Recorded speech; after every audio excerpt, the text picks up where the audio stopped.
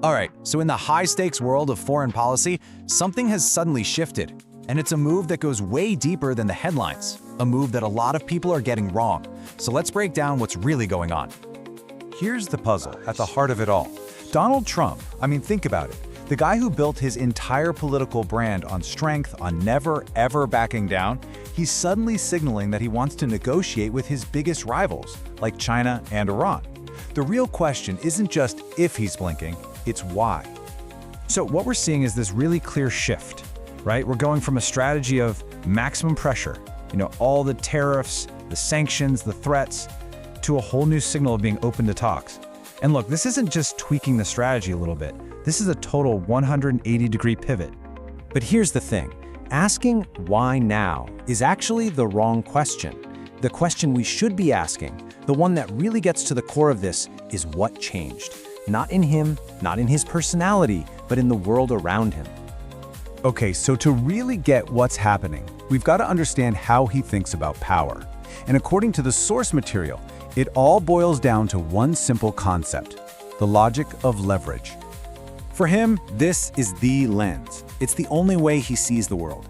It's not about all the usual stuff like ideology or history or old alliances. Nope, it's way more basic. It's about who's got the power in the room, who needs this deal more than the other guy, and who's just bluffing. Yeah, the source material really nails it with this quote. He does not think in ideological terms. He thinks in terms of leverage. Seriously, if you get this one idea, you pretty much get the whole game plan, both what he did before and what he's doing now. So, okay, he's got this strategy, right? Maximum pressure. Let's see what actually happened when that strategy met the real world.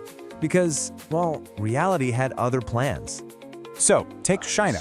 The plan was, hit them with huge tariffs and they'll fold. Quick. But what really happened? They hit back. They started looking for other partners. And a lot of that pain ended up right back here with US consumers. Same with Iran. The idea was to sanction them into a better deal. The reality? They just accelerated their nuclear program and got closer to Russia and China. The expected outcomes just didn't materialize. And that's the key thing, right? China didn't just roll over. Turns out they'd been getting ready for something like this for years, building up their economy and making new friends. So they took the punch, punched back, and basically said, we're ready to do this for the long haul. And you know what? It was pretty much the same story with Iran. Sure, the sanctions hurt their economy, no doubt about it. But did it get the US what it wanted strategically? Not really. In fact, you could argue Iran ended up in a stronger spot in some ways, deepening its ties with other major powers and pushing its nuclear program forward. And this is the moment everything changes. But in his mind, this isn't about admitting defeat. Not at all. This is what the source calls the dealmaker's recalculation. The new thinking is perfectly summed up by this idea. Maximum pressure without a negotiation exit is not a strategy. It's a trap.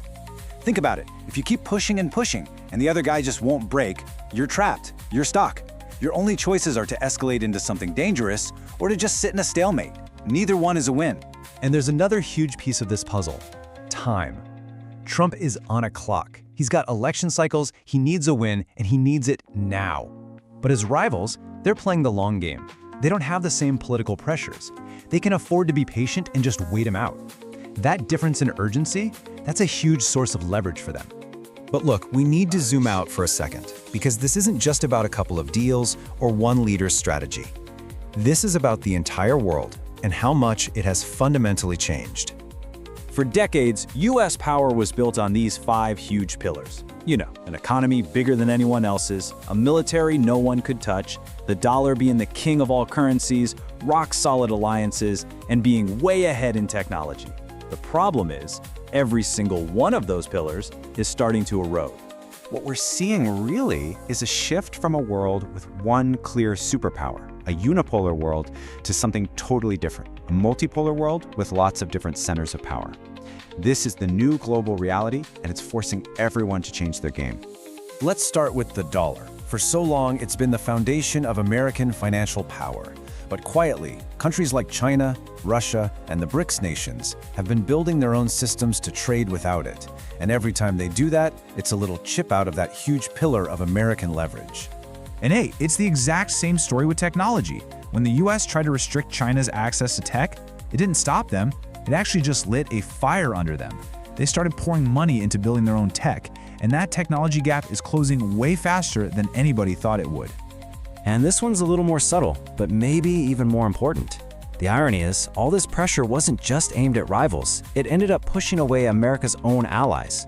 More and more, you hear traditional partners talking about strategic autonomy, which is just a polite way of saying they can't rely on the US alone anymore. Okay, so what does all this add up to? Where is all this heading for the future of global power? When you boil it all down, the main takeaway is pretty simple. The old playbook of just applying unilateral pressure, well, it assumes a level of power that just doesn't exist anymore.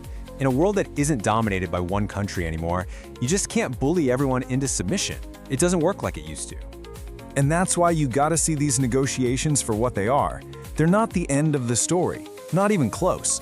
They're more like a pit stop, a single moment in a much, much bigger transformation of how the world works. A shift that's gonna be playing out for decades. Which leaves us with one last big question to think about. In this new, more complicated world, where your rivals are tough and even your friends have other options, is the real sign of strength not about never blinking, but about knowing exactly when to make a deal?